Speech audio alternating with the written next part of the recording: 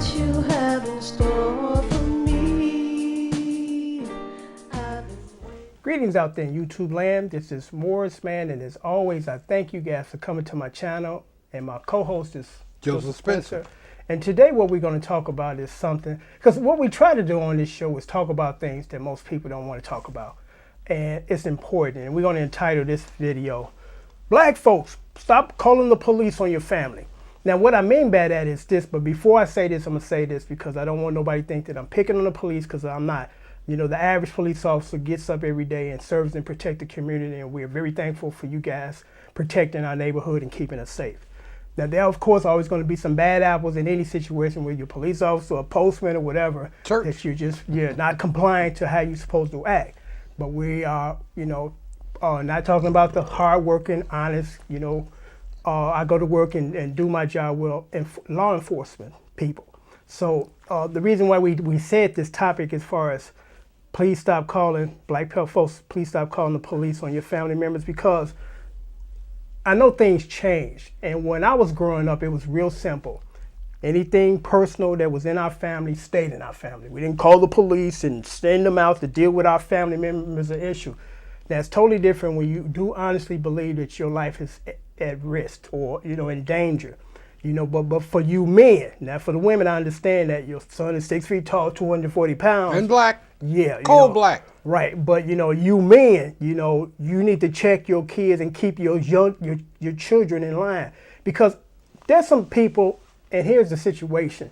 There was a news story in Chicago, I think this might have been several months ago, where this man called the police on his son who was having some type of mental episode. He called the police. Then the neighbor that lived in the building opened the door for the police when they came, and she was immediately shot and killed. Then they shot and killed the boy because they say, oh man, young man, because he's willing to bat. Now what most people don't realize is this. When you're in the academy becoming a police officer, you've been taught and trained to do this. When that gun comes out that holster, it's to inflict deadly force. Not shoot you in the arm, shoot you in the leg. So when you see that gun out, it becomes that serious. So again, most of us don't know that. But again, when we were kids or when we were growing up, Joe and I, the deal was this. Father said this and grandfather said, and they meant it. I'm gonna keep you in line. I don't care how old you are at this point. I brought you in this world, I'm gonna take you out. But you got some people that, they haven't done a good job with their kids. And then here's another issue. And I'm gonna get a little winded here, and then I'm gonna turn it over to Joe because it's important for me to give you all this at once. So it's important, if you have a child that has a mental issue, get proper professional treatment. Because I'm gonna share a personal story with you, and this is why the topic is so near and dear to me. In my household, there was 10 kids. It was 6 boys, 4 girls. Now, unfortunately, just due to the law of average, everybody didn't turn out right. Most of us are healthy, got good jobs, good families, but 2 of my family members fell by the wayside by no fault of their own. One of my oldest brothers was a victim of lead poisoning, because in the 60s, they used to lay deadly paint or deadly lead in the wall on the paint, and the paint chimps off, cracks off onto the floor, and little kids put everything and anything in their mouth. And my brother was a victim of that. He suffered brain damage at the age of like 4 years old, now has the mentality of a 6-year-old. My mother took care of him until she couldn't take care of herself. She passed away. I have a sister, one of my oldest sisters. In high school, she started to have issues. She started to say that she was hearing voices. And as I got older, I realized the condition is schizophrenia. Mm-hmm. And I don't wish that on my worst enemy. Brian Wilson of the Beach Boys is dealing with that issue. I can't imagine hearing voices in my head and they're telling me to do things. So, unfortunately, it is what it is. And one day my mother told me that she woke up in the middle of the night and my sister was standing over her with a knife. And my mother talked her off down, so to speak. And some people said, why didn't you call the police? And my mother made this statement, and I'll never forget it, Joe. She said, I would have rather had my daughter kill me than I call the police and have the police kill her. Because she understood that my sister had issues, and we was always trying to get her to have the best professional care, because that's not something you can do it in your house. You know, you got to go to the doctor. They got to diagnose you, perhaps give you proper medication, kind of make your life a little better as far as quality. You know, so people that have these types of issues with their children, seek professional care. Don't call the police, because the police are not psychologists or psychiatrists. The only thing they could do is either lock you up or take you out and put you somewhere else. Because years ago, what policemen used to do, when you called them and say, hey, I got somebody here to having mental episodes, they would come and knowing already when they're on their way how to deal with this, because they know what they're dealing with, and properly restrain you, not shoot and kill you, and then take you to a hospital facility. Now, unfortunately, they take you to jail, because back in the 50s, there used to be hospitals, whole hospitals, geared towards treating people with mental illness. Now, all of a sudden, unfortunately, it went from an entire big building to a wing in one building, and then a room or a floor in one hospital. You know, so they've cut down on the facilities for these unfortunate people to go to get treated.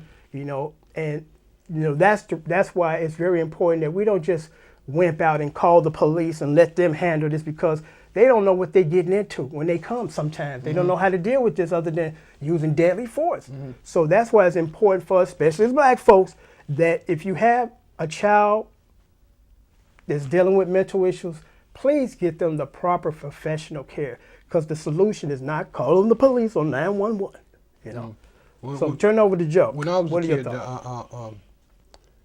the mental thing in the police, they literally would send out the guys in the white jacket first. Yep, I was just thinking that today. And the police came there for backup. There you go. You know, I found out later that these guys, I used to think they were just ambulance drivers, but they weren't. They were trained nurses. Yeah.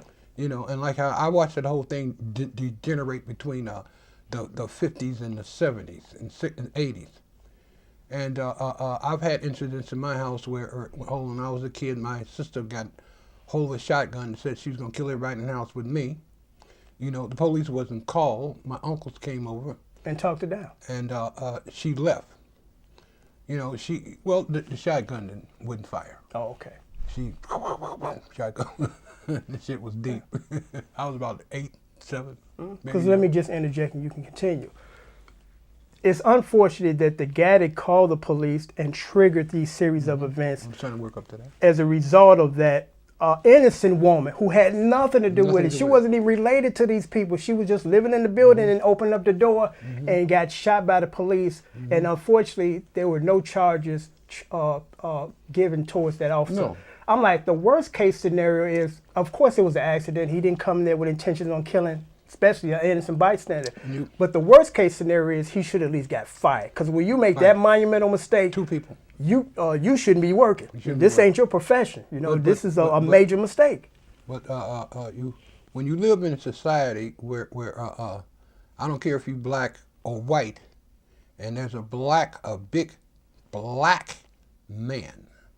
For some reason, they feel that big black men are more dangerous than brown-skinned black people or light-skinned black people. I guess we look like King Kong to certain people. I know some people who are black and scared of real dark, huge men. And that's a good point. Yeah, well, because like you said, the layers and the shades of your skin really kind of sometimes depend on the quality of how you're going to be treated by others and how you your misconception of you because of your complexion. That's a good point. You're right. We have in our heads that the darker a black person is in the United States, the darker, the more barbaric they are.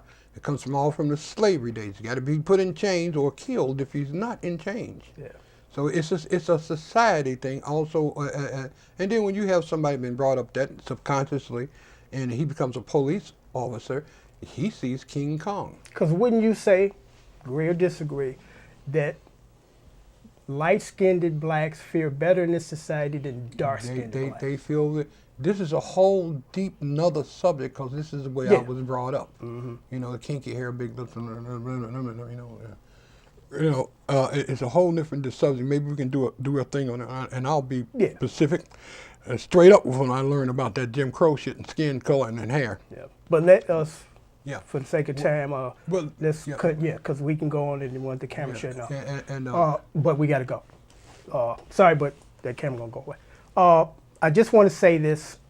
You know, we had to do this topic because it's very important that we realize that the family issues should stay a family issue. It shouldn't become a police issue, because when it becomes a police issue, it becomes a whole nother issue, and it can become a very deadly issue. So we thought it was important to touch on this topic because no one talks about this or even think about it. So until next time, take care. My name is Morris, man. I thank you for coming to my show, and my co-host is Joseph. Joseph Spencer.